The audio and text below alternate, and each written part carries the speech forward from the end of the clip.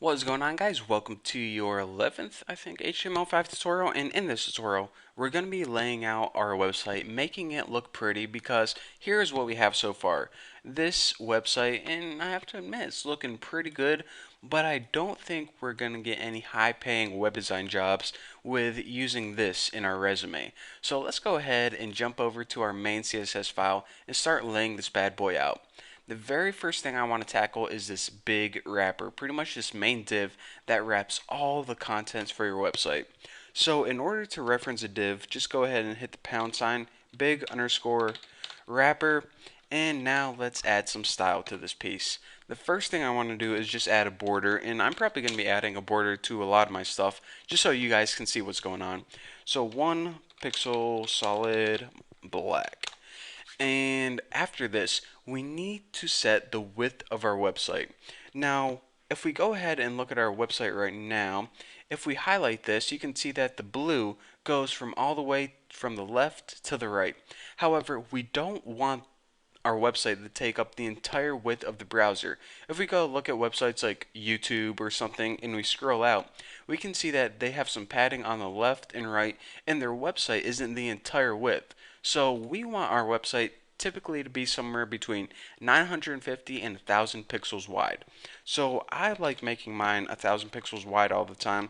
And the reason for this is because whenever we are fixing all the boxes and articles and stuff later on, 1000 is a nice number to work with mathematically.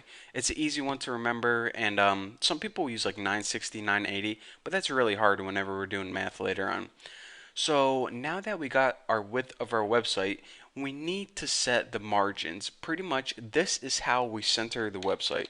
So if we hit margin, first we need to give it the top margin. Pretty much how much space is from our website to the top of the browser. And we just want to say, okay, 20 pixels from the top, because if it's right jammed up against the top of your browser, it looks a little weird. So give it some padding, somewhere from 10 to 20. Now for the left, right, and bottom, just go ahead and set those to auto. And this is essentially going to say, okay, I want an even amount of space on the left hand side and right hand side, and whatever happens on the bottom happens on the bottom. It really doesn't matter. But this pretty much is centering your website. So if you go ahead and save this and look at our website, oops, still on YouTube there, and refresh, if we scroll out, we can see that, okay, we got 20 pixels of spacing from the top of your browser to the top of your website, or excuse me, whatever this thing's called, to the top of your website, and also the same amount of space on the left hand side and right hand side. And now our website is perfectly centered. How awesome is that? So the only other thing we have to do in this big wrapper is left align text. So text align left. Now what this basically means is even though the box itself is centered, the contents inside the box are going to be left aligned, right like that. So as you can see, the overall website is centered inside our browser. However, the contents are left aligned, and that is just because, whenever you're reading a magazine or a newspaper, the stuff's left aligned, so websites are no different. So let's go ahead, and now we want to work on the top menu. Now the top menu is basically this thing right here. If we scroll in, and we can see that the home, tutorials, and podcasts, it's basically our links. So let's go over and work on that. In main CSS, reference this by hitting top menu, or excuse me, top header, not header, top header. And actually, let's go ahead and look at our HTML. So our top menu is basically the list of links. And our top header is where we have it's where we would put the logo and pretty much the title of our website. So I forgot about that, so we need to take care of that first. So what we want to do is, again, I'm going to be putting some weird colors on our website, but that's just so you guys can see visually and easily what's going on. And this is what you guys should do whenever you're laying out a website for the first time. But once you got your website laid out, then you can get rid of the colors and make them all match. However, if I make all the colors match now, then you're like, okay, what part's the header, what part's the article? So I'm going to be giving it weird colors. So I'm going to be giving this a background of yellow. That'll stand out pretty good. and a border of, I don't know, 1 pixel solid blue. Now also, I'm going to be giving the top header a padding of, let's say, 20 pixels. And this will pretty much make sure that the text is kind of separate and it isn't butting right up against the border.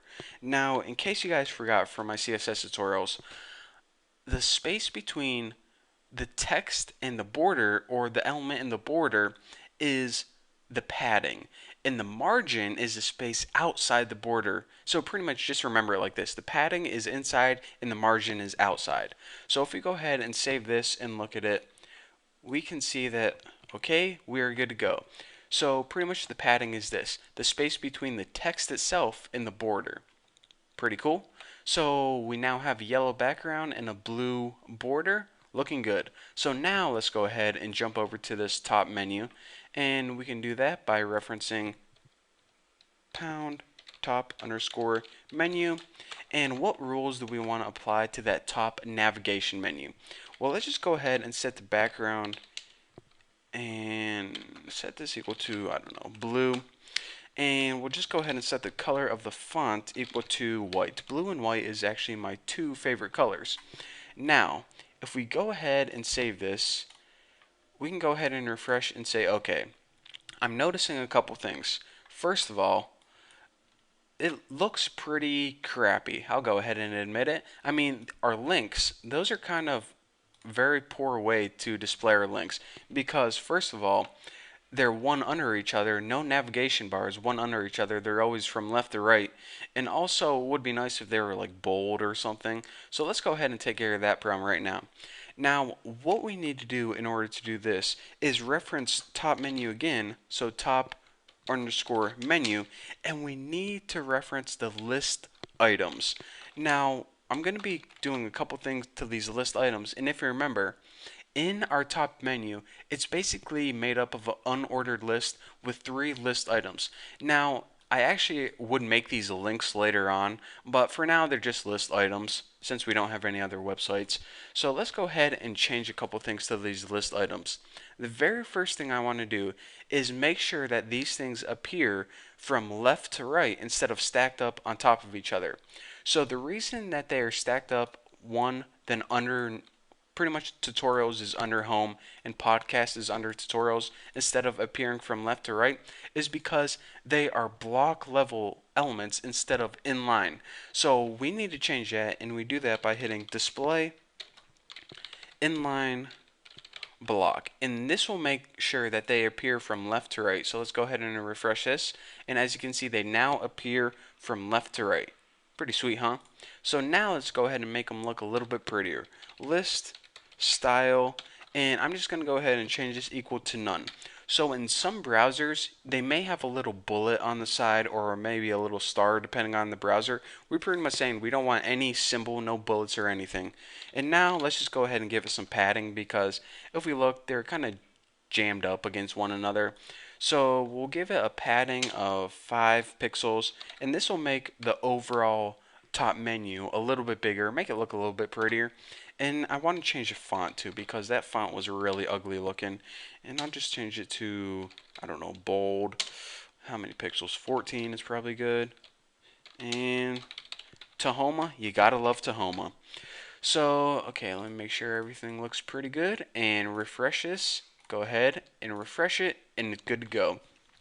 So now we have a little more space between the border and the elements themselves. They're now appearing left to right, and 14 pixels bold Tahoma.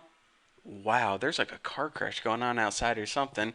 So anyways, if we go ahead and look at our website, it's looking pretty good right now, but we still have a lot to go, and I'm still going to show you guys the coolest things, how to lay things out, and make sure that these articles appear in an awesome kind of way. So anyways, you got a lot to cover. Thank you guys for watching, and I'll see you guys in the next tutorial.